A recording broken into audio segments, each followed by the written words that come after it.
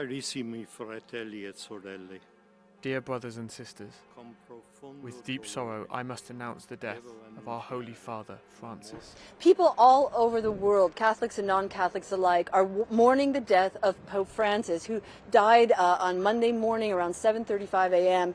in his residence inside Vatican City, according to the Vatican press office. It's particularly poignant because the pontiff, who's been very unwell in the last several months, was able to make an appearance on Easter Sunday on the balcony above St. Peter's Square. He was able to mutter a few words. He was strong enough to do that, to bless the crowds and wish everyone a happy Easter. Now, the Pope spent 5 weeks in the hospital, getting out on March 23rd. He was suffering from double pneumonia. And when he got out of the hospital, his doctor said he'd be convalescing for a couple of months and that he wasn't supposed to be around large crowds of people. But Pope Francis clearly wanted to be close to those who loved him and the faithful till the very end. After the Easter Mass, with the help of his assistants, he got into the Pope Mobile and took one final ride around St. Peter's Square. People were handing him babies to bless, and he was blessing the crowds who had gathered there, very much to the delight of those who were in the square. Then he went inside Vatican City, and we heard this morning, of course, that he passed away. What happens next is very much part of protocol, pomp and circumstance.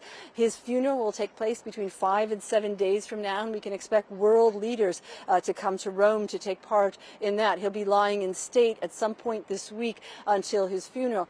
Then the College of Cardinals, those young enough to vote, will meet for the conclave. They'll lock themselves into the Sistine Chapel and carry out this very secretive process of voting for a new pope. When they reach a decision, of course, they'll burn the ballots with an additive, and that's when we'll get the very famous white smoke that heralds the successor of Pope Francis.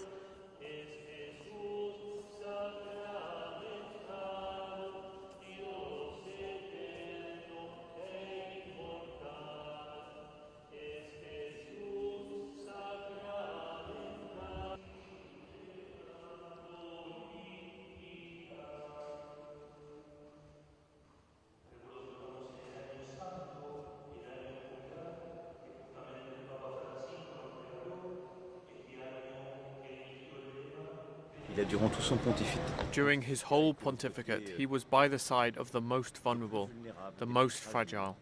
With much humility, and in this time of war and brutality, a very particular sense of the other and the most fragile.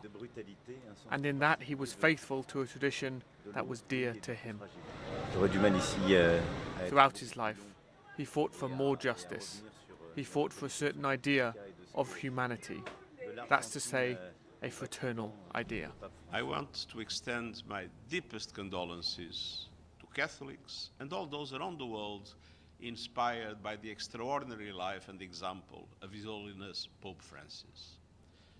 Pope Francis was a messenger of hope, humility, and humanity.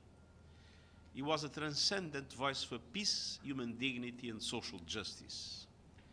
He leaves behind a legacy of faith, service, and compassion for all, especially those on the margins of life or trapped by the horrors of conflict.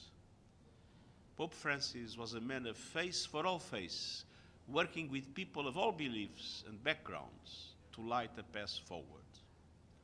Through the years, we at United Nations were greatly inspired by his commitment to the goals and ideals of our organization, a message I was honored to convey in my meetings with him as Secretary General. Pope Francis also understood that protecting our common home is at heart a deeply moral mission, a responsibility that belongs to every person. Many of us find great meaning in his final Easter message delivered just yesterday. He appealed for us not to yield, as he called it, to the logic of fear. Instead, he urged the world to invest in what he referred to as the weapons of peace, to help the most vulnerable, to fight hunger, to advance development. Our divided and discordant world will be a much better place if we follow his example of unity and mutual understanding in our own actions. Thank you.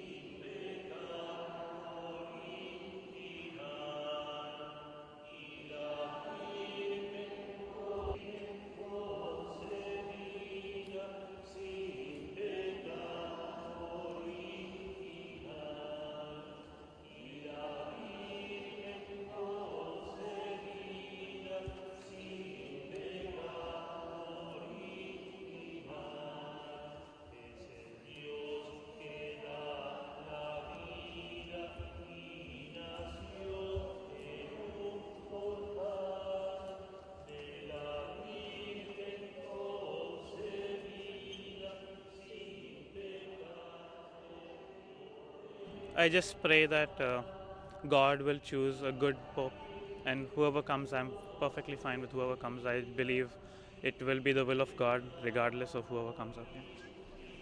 This pope is very generous, sweet person, and is a symbol of Vatican City.